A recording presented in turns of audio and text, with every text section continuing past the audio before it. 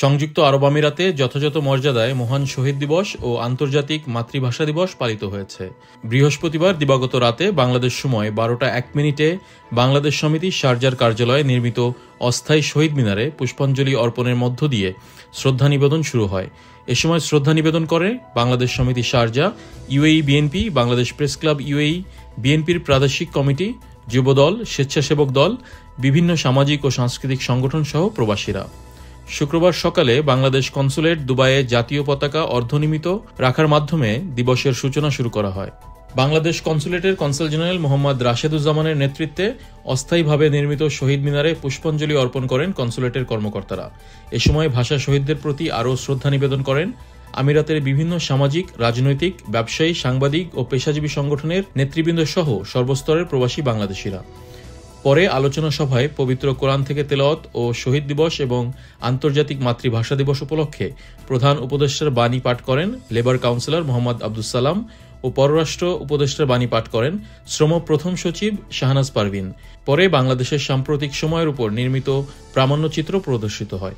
এ সময় consul general Mohammad Rasheduzzaman বলেন, এবারের ভাষা দিবসের ভিন্ন রকম অনুভূতি রয়েছে। আমরা 52-এ বৈষম্য বিরোধী আন্দোলন করে বুকের তাজা রক্ত ঢেলে অধিকার আদায় করেছি। একইভাবে 24-এ ছাত্র জনতা বৈষম্য বিরোধী আন্দোলনের মাধ্যমে নতুন বাংলাদেশ উপহার দিয়েছেন। দেশের সকল ঐতিহাসিক অর্জনকে সম্মান জানাতে হবে। তিনি বলেন, বাংলাদেশ অধিকারের জন্য লড়তে জানে। আমাদের লড়াইয়ের ইতিহাস রয়েছে। 52, 71, সর্বশেষ 24-এ লড়াইয়ের মাধ্যমেই বিজয় অর্জন করেছি।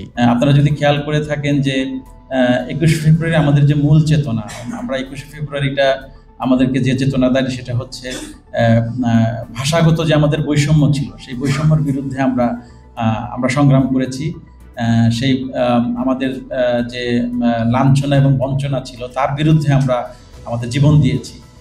ঠিক একইভাবে আপনারা যদি দেখেন যে এই গত জুলাই এবং আগস্ট মাসে আমাদের যে সংগ্রামটা ছিল, আমাদের ছাত্র জনতা যে সংগ্রামটা করেছিল, সেটা ছিল আসলে একটি ন্যায় এবং সাম্যের সমাজ প্রতিষ্ঠা করার জন্য এবং সামাজিক যে বৈষম্য সেটাকে দূর করার জন্য। সো সেই প্রেক্ষাপটে আমি মনে করি এবারের 21শে ফেব্রুয়ারি একটি বিশেষ মহিমায় আমি বলবো উদ্ভাসিত।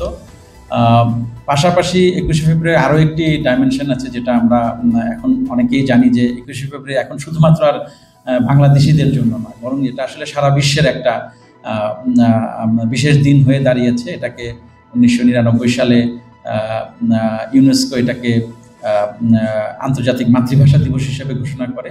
দোতলায় প্রধান আশফাক হোসেনের সঞ্চালনায় আরও বক্তব্য রাখেন ইউএই বিএনপির আহ্বায়ক জাকির হোসেন, যুগ্ম আহ্বায়ক ইঞ্জিনিয়ার সালাহউদ্দিন, বাংলাদেশ সমিতি শারজার সভাপতি এম এ বাশার, ব্যবসায়ী ইয়াকুব সৈনিক, বাংলাদেশ প্রেস ক্লাব ইউএর সভাপতি মামুনুর রশিদ, রিপোর্টার্স ইউনিটির সভাপতি সিরাজুল হক, প্রশাসের সভাপতি সাইফুল ইসলাম তালুকদার প্রমুখ। সবশেষে শহীদদের আত্মার মাগফিরাত কামনা করে দোয়া ও মোনাজাত করা হয়।